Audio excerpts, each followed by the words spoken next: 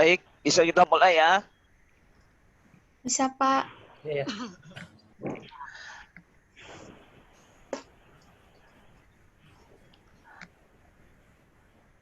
Assalamualaikum warahmatullahi wabarakatuh. Salam sejahtera bagi kita semua. Apa kabar semuanya? Baik. Baik, Pak. Ya. Alhamdulillah baik, Pak.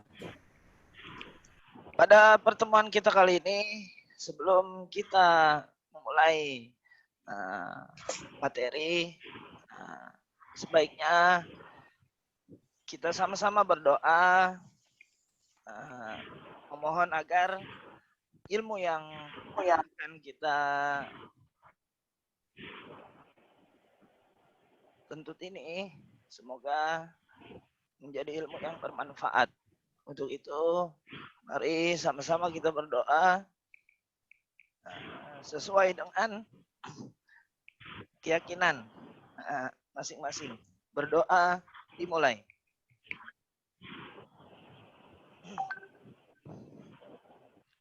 Ya, selesai. Baik, pada pertemuan kali ini, mata kuliah Kapita Selekta Pendidikan tentang hakikat pendidikan sekolah dasar.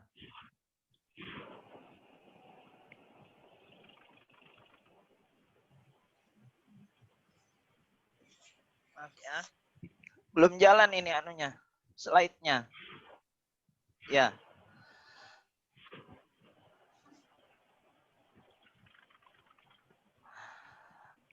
Untuk materi pokok yang pertama, bahwa hakikat pendidikan sekolah dasar sama halnya dengan sistem pendidikan yang lain, yaitu memiliki beberapa fungsi, tujuan, karakteristik tersendiri, serta perlu adanya peranan dari orang tua, dan sekolah, masyarakat, dan instansi yang terkait dalam pendidikan di sekolah dasar. Kemudian indikator dari materi ini adalah yang pertama, menjelaskan fungsi, tujuan, dan karakteristik pendidikan sekolah dasar. Kedua, menjelaskan peranan guru, orang tua, dan masyarakat dalam pendidikan sekolah dasar. Dan yang ketiga, menjelaskan tatanan organisasi pendidikan sekolah dasar. Berikutnya, fungsi pendidikan di sekolah dasar, yaitu mengembangkan kemampuan serta meningkatkan mutu kehidupan, harkat dan martabat manusia dan masyarakat Indonesia dalam upaya mewujudkan pendidikan nasional. Kemudian tujuan dari pendidikan di sekolah dasar adalah memberikan bekal kemampuan dasar kepada siswa untuk mengembangkan kehidupannya sebagai pribadi anggota masyarakat, warga negara, dan anggota umat manusia, serta mempersiapkan siswa untuk mengikuti pendidikan menengah. Berikutnya, karakteristik pendidikan di sekolah dasar. Karakteristik atau ciri khas pendidikan sekolah dasar sama halnya dengan karakteristik lembaga pendidikan yang lain seperti SLTA maupun SLTP maksudnya maupun SLTA. Karakteristik yang pertama, siswa sekolah dasar adalah anak-anak yang berusia antara 6 sampai 12 tahun. Anak-anak sekolah dasar mempunyai kemampuan yang berbeda dari satuan pendidikan lainnya. Yang kedua, guru sekolah dasar adalah guru yang mampu mengajarkan semua mata pelajaran di sekolah dasar, kecuali agama dan penjaskes. Sejalan dengan itu, guru sekolah dasar mengajar dari jam pertama hingga jam terakhir dan mengampu penuh kelas yang diampunya. Kemudian, kurikulum sekolah dasar merupakan bagian dari kurikulum pendidikan sekolah dasar yang mempunyai tujuan yang khas. Kemudian pembelajaran yang terjadi di sekolah dasar tentu tidak dapat dipisahkan dari tujuan pendidikan di SD atau sekolah dasar serta karakteristik sekolah dasar. Kemudian gedung dan peralatan sekolah dasar sangat bervariasi. Ada yang sederhana dan bahkan ada yang cukup mewah. Namun dapat dikatakan bahwa gedung sekolah dasar terdiri dari 3 sampai 6 ruang kelas dan 1 ruangan guru. Kemudian peran guru, orang tua, dan masyarakat dalam pendidikan. Yang pertama, sebagai tenaga pendidik atau tenaga kependidikan. Kemudian untuk menuntaskan wajib belajar 9 tahun dengan memasukkan anaknya ke sekolah dasar dan membantu penyelenggaraan pendidikan. Kemudian yang ketiga, sebagai mitra pemerintah berkesempatan yang seluas-luasnya untuk berperan serta dalam penyelenggaraan pendidikan nasional. Kemudian tatanan organisasi pendidikan sekolah dasar.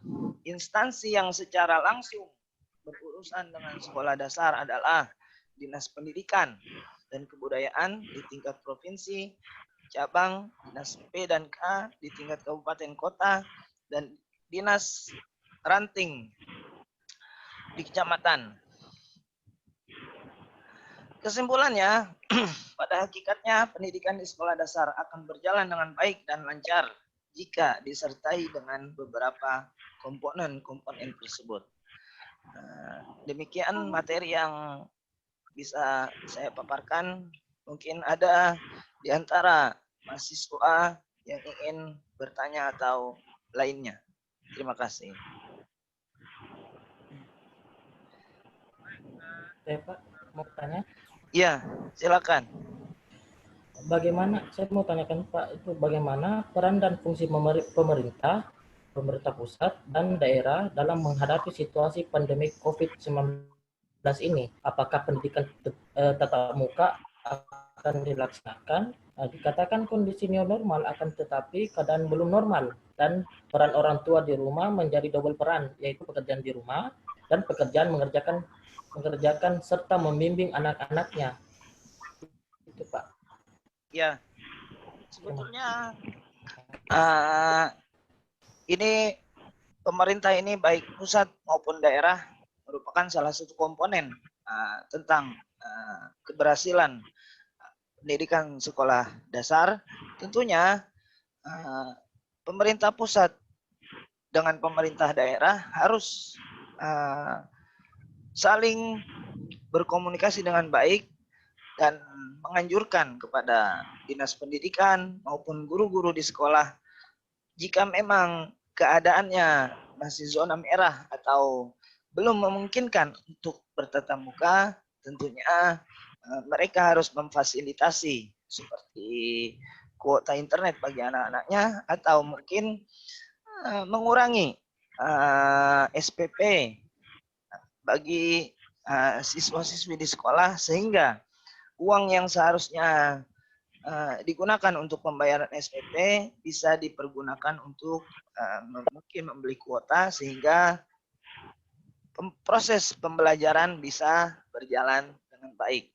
Walaupun memang keadaan internet yang mungkin di daerah kurang stabil, alangkah baiknya seorang guru bisa berkomunikasi dengan orang tuanya karena tentunya di masa pandemi COVID-19 ini orang tua mengalami kesulitan. Banyak yang mengeluh ya seperti yang seharusnya hanya menyiapkan makanan, akan tetapi ada juga jadwal di mana harus menyiapkan makanan dan juga jadwal harus membimbing dan mendampingi anak-anaknya untuk belajar. Mungkin itu. Ya, jika tidak ada lagi pertanyaan, mungkin nanti akan saya berikan tugas, baik itu lewat WA atau via WA maupun Google Classroom. Ya, terima kasih. Assalamualaikum warahmatullahi wabarakatuh.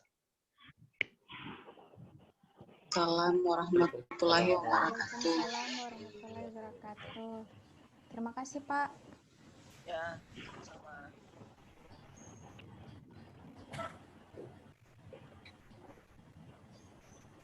Stop share. Sorry. Oke.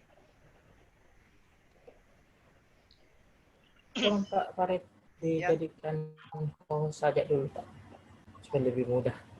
Halo. Sudah.